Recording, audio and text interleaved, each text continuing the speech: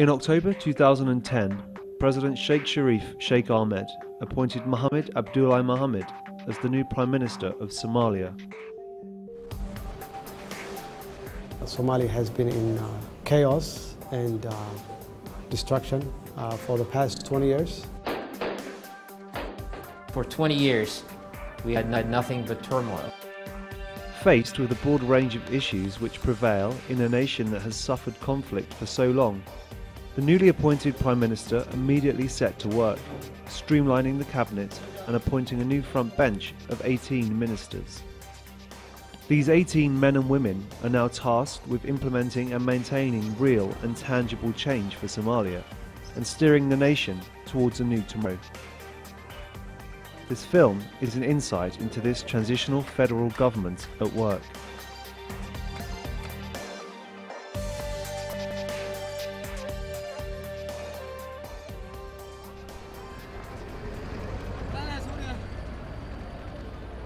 The security is our main issue that we have to deal with, because if we don't have a secure environment, there's no way the government can function. With security being a priority for the transitional government, 1,000 newly recruited soldiers have recently been sent to Uganda for training. This follows on from the recruits who have returned from training and who are now actively restoring control to the capital with the help of AMISOM troops. Somali security forces, under the guidance of the transitional government and with the assistance of AMISOM, have made significant gains across Mogadishu in the past few months. 60% of the city is now under transitional government control. AMISOM, supporting the transitional federal government forces, has now secured about 60% of Mogadishu. And if it was not because of the shortage of troops, if it was not because of lack of manpower, I'm sure that Mogadishu would now be under total control of TFG and AMISOM. And we've been told by the Somalis themselves that the battles of Somalia are always fought in Mogadishu. So once you have Mogadishu under your control, it's as well that the conflict would have ended. I know for sure that our enemy has been demoralized, and there's a lot of fractions among themselves.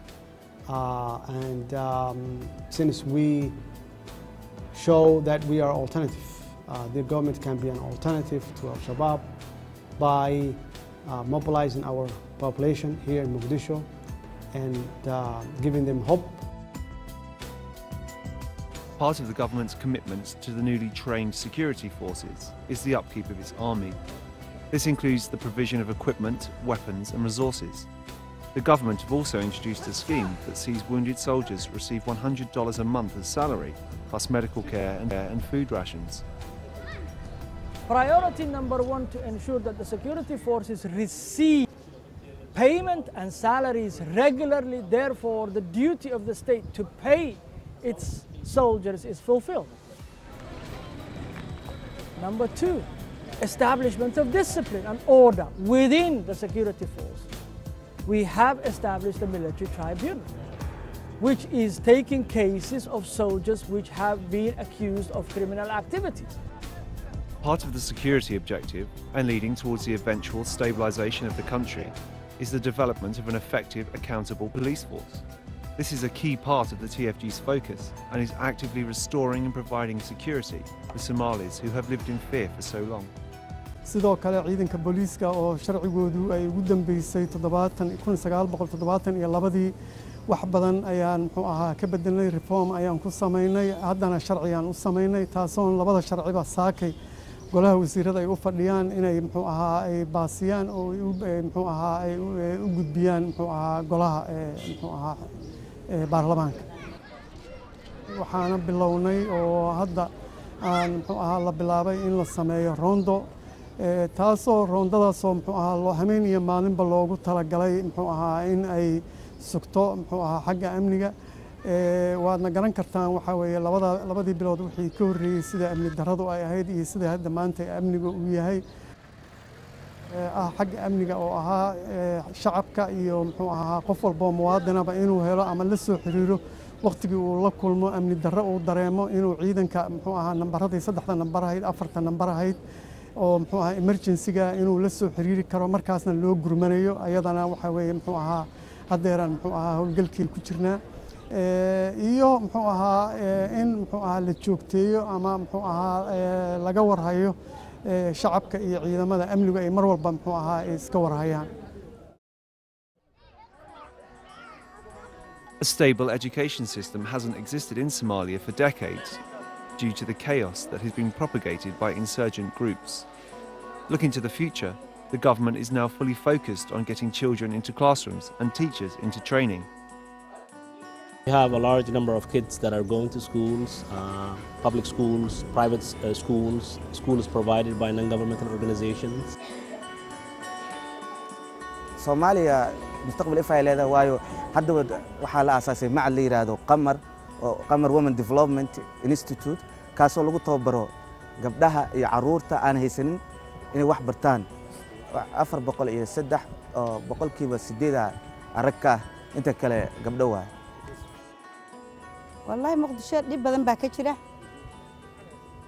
ساسة هاي دبتها ما أنا خايف دافنا باكجرته دب باكجرة وادو جدا دجال كالسعودة حبضة إن محيط وحول بود دبعتها وكالسعودان إن أرضيدو معلوم الباس كلها كنسة لكن هذا والي ماذا قفوا سفي عم بلوي ماذا إن قف سكول كيس إن معلن هكذا كلمة هنا عاد بلوي ماذا وحبال لبرتا دتكم مرال بيهايان وحبرش النوعية بدنا ماشي كالسعودة. With children the future of any society, an educated Somali child population is a clear focus for the TFG when looking at tomorrow's generation of Somalis. The ministry has also established a teacher training center, which we are working with our partners to allow school teachers to be trained and to have continuous professional development for our teaching staff. So we are embarking on a new era where we want to make sure that the education system is one that can compete with the neighboring countries as well as the international community. With violence, famine and disease prevalent across Somalia, people have suffered intolerable illness for long periods of time. In an attempt to halt the suffering, this government is now focused on treating Somalia's ill and injured civilians. New hospitals are being opened, like the Martini Hospital in the Hamawena district. fulinta qorshaheedii boqolka maalmood ahaa ee ay ka mid ahayd fulinta iyo dib u howlgelinta xarumaha caafimaadka. The main issue are the communicable diseases which must be controlled. Health education must be increased so that the people should be aware of these particular diseases which are very dangerous to the community. Radio Mogadishu is the most listened to radio station in the capital. It's a key communications tool for the government and is the nation's only public service broadcaster. Radio Mogadishu's archive has survived the civil war and includes radio programs that date back to the 1920s. Keeping Somalia's history alive is crucial. It plays a part in the psyche of all Somalis and is a vital link with the future. ayaa halkan ku jira waxa la dhigi karaa dadkii khubarada ahay ama madaxdii hore ama abwaanadii ama fanaaniintii intii dhimatay iyo intii gabowdaba maskaxdoodii la ururiyay ayaa ku jirta qolkan dhexdiisa. waxaan leenahay madax banaani ku saabsan sida aan wax u tabino wax faragelin iyo amar ah shay hebel dee iyo shay hebel ma deyn kartiin ma jirto. dadka dhageystayaasha runtii aragti badan ay soo dhiibtaan waxay ka cabanayaan inta badan dagaalada waqtigooda ku dheeraaday iyo abaaraha. hobbigoodu waa fiican yahay dadku weli ruuxdooda iyo qolobtooda way nooshahay in ay nabad iyo dawladnimo dhameystiran inay heli doonaan waa ifaalahooda waa ka muuqanaya markay ra'yiga dhiibanayaan matada soo dirayaan. The government plans to revive the nation's passion for the arts and to build upon the rich cultural heritage that Somalia holds so dear. It is with this in mind that the government are rebuilding the National Theatre and reintroducing past performers into the everyday life of the Somali population. We have gathered the most famous band in the country, Waberi, Hobolada Waberi. They are known as the Waberi Band. And many of them are aging. Got them new equipment and are putting them to work, producing plays and some public guidance effort. The economy, the wider world and a global vision are crucial to how Somalia can develop. The TFG see the internet as a key component of this, and with the recent securing of the country code domain for Somalia, .so, it has now ensured a place in cyberspace for Somalia. It is our real estate in cyberspace. I mean, to have a prime minister or a minister or any government official or important businessman with a Gmail or Hotmail or Yahoo address really is not very good. And the fact that we're able to use for government.gov.so, we're able to for educational institutions.edu.so, and businesses can take pride in a name that ends in Somalia, regional administrations, local governments, you name it. The telecommunications industry in Somalia provides one of the most advanced networks in Africa. Based in Mogadishu, Hormuz Telecom alone grosses more than $40 million a year.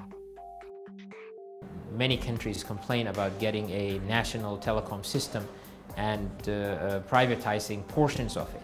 And you know, we have the opposite problem. It's been more than private.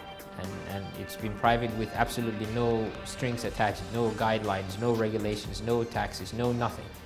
And so we want to, now they are having difficulty operating, they're having difficulty securing investment, they're having difficulty setting standards so that people can predict what to expect of them.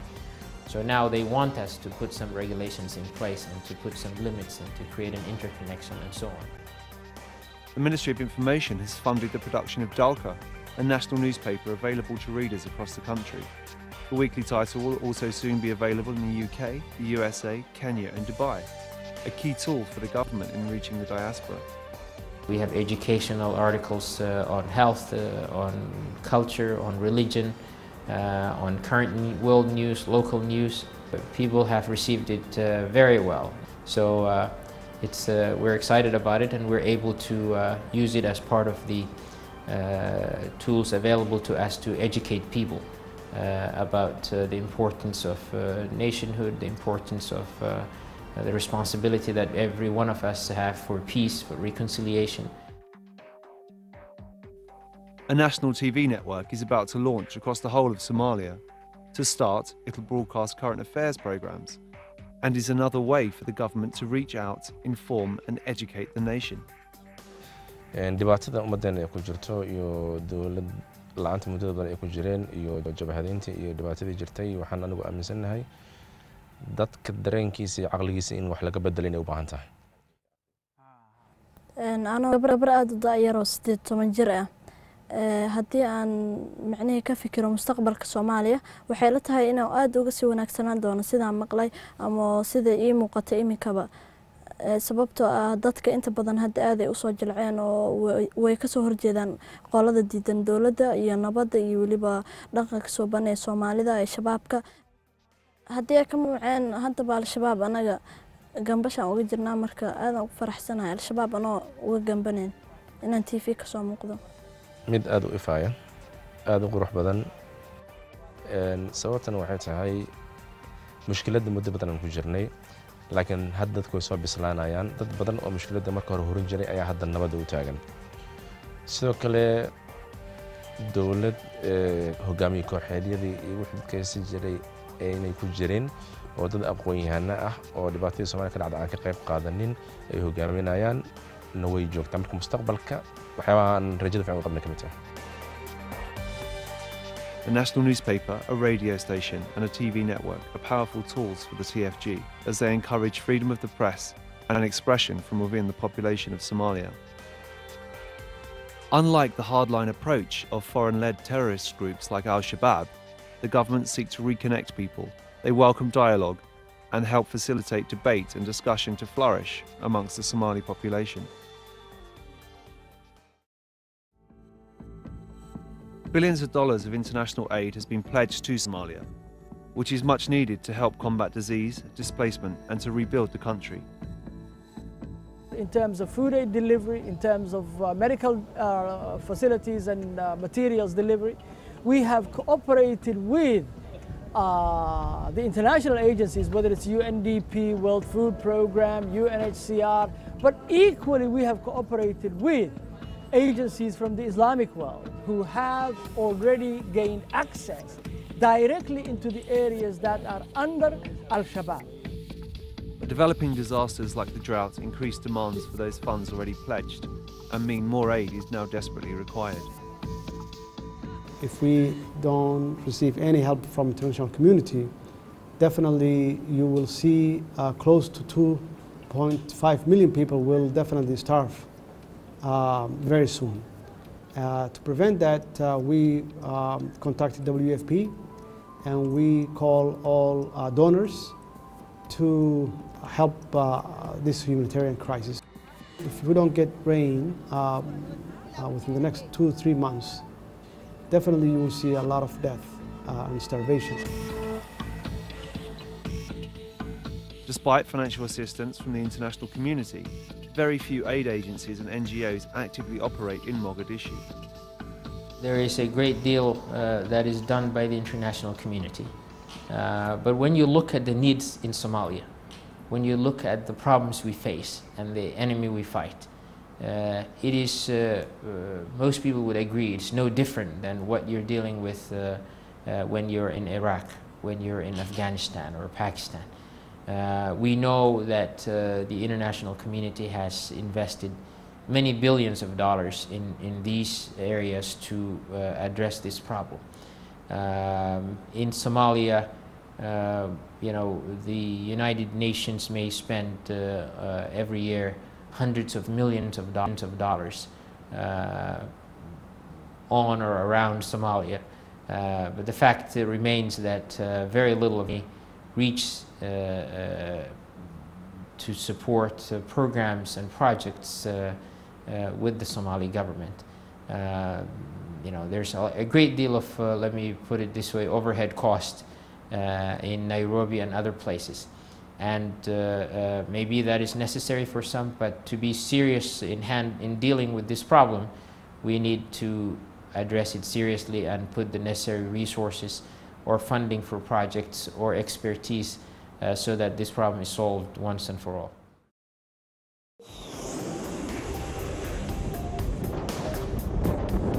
Despite the political and social challenges in Somalia, many industries, especially in the private sector, are booming. The airport in Mogadishu receives commercial flights daily from international and domestic destinations. The seaport in Mogadishu is now also fully secure and functional. And November 2010 generated $2.6 million in revenue for the government. The airport has also seen a 400% increase in tax revenue. waxa hadda shaqeeya waa qaybtii ganacsiga gaarka loo leeyahay haddii aan leed warshado iyo haddii aan leed ganacsiga kala guudba marka saa daraaddeed wasaaradda waxa waaye waxay qorshaysay in ay xoojiso private sector-ka ama ganacsiga gaarka loo leeyahay waddankan waa waddan dihan oo khayraadkiisana uu dihan yahay lehna muxuu ahaa khayraad badan oo dabiici ah oo dadka adduunyada wada lahayn adduunyada ma laha xeebta ugu dheerayso waxaan leenahay Afrika adduunyada ma wada haysta xeebtaas waxaan leenahay xoolaha ugu badan khaasatan geela dhulkeena waa dhul aan xataa fertilizer kaaga baahnayn oo dhul beereed badan waxaan leenahay wabiyo intaan isku haysan cid isku haysata ma laha marka annagaana la bari doonaa hadda waxaan leenahay laakiin ciddii rabta danaynaysa. The pirate trade operating off the coast of Somalia is an example of what can happen to a nation without an effective rule of law. But this too is being addressed by this government, whose remit is spread far and wide. waxaan magacawnay gudoomiyihii maxkamadda sare waxaan kulama la sameynay ila tashi garsoorayaalkii horey u joogay iyo ururka garyaqaanada Soomaaliyeed talooyin badan ka dhiibtay sidii loo hagaajin lahaa garsoorka waxaa kaloo jira rabaa inaan ku kabo wasaaraddu waxay samaysay inay dabagal ku sameeyso burcadbadeed badan ee Soomaaliyeed oo ku xirnayd adduunyada gaar ahaan waxaan booqasho ku tagnay dawladda Seychelles halkaasaan ku soo aragnay jasiiradda Seychelles. jasiiradda Seychelles waxaan heshiis kula soo galnay in burcad badeedaas ay si wanaagsan u xanaaneeyaan annagana aan u howlgalno in xabsiyadii la hagaajiyo dalkana dib loogu soo celiyo. heshiiskaasna waa soo kala saxiixanay. qoraal waxaan u sameynay UNODC oo aan ka codsanay inay samayso meel lagu sameeyo muxuu ahaa dhaqan celin ururka al-shabaab wixii laga soo qabtay wixii ka soo gala inta badan hadda ayagaa isa soo dhiibaano meeshii wax badan ka quustay. marka waxaan diyaarinaynaa meel lagu dhaqan celiyo ay wax ku bartaan oo ay oga nastaan dagaaladii iyo mashaakilkooda waana ku hol jirnaa insha Allah. waxaan isleenahay horta dalkan wuxuu burbursanaa 20 sano uusan garsoorka jirin. waxaan ku dadaali doonaa ilaa bisha soo socota si dhaqsi ah inay u howlgalaan maxkamadihii oo dhan ayadoo hadda aan helnay gaadiid iyo wax lagu shaqeeyo. inta yaranoo dhiman waxaan isleenahay dhowrka maalmood oo soo socdo inaan ay dhamaadaan aan ku tala jirnaa insha Allah.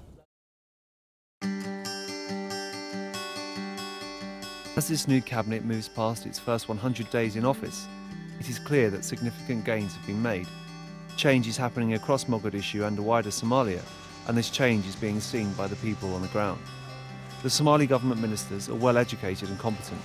They are leading the way, and the people of Somalia are now beginning to follow.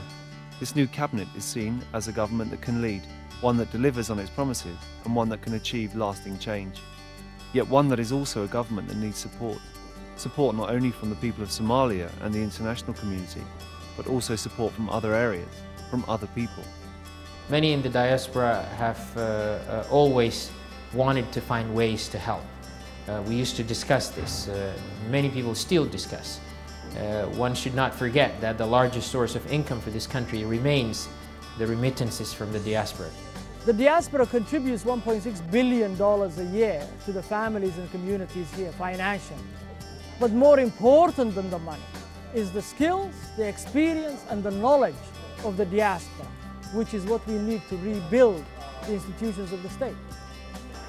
I am certain that with a little more stability, many people would come back and settle down and start businesses, and we see that in the more stable areas of the country, in Somaliland, in Puntland, in other regions. We need all those citizens of our nation to come back and help their country together. I think we already see members of the diaspora in businesses, in other industries, in government, and the more that come back, the better for the country.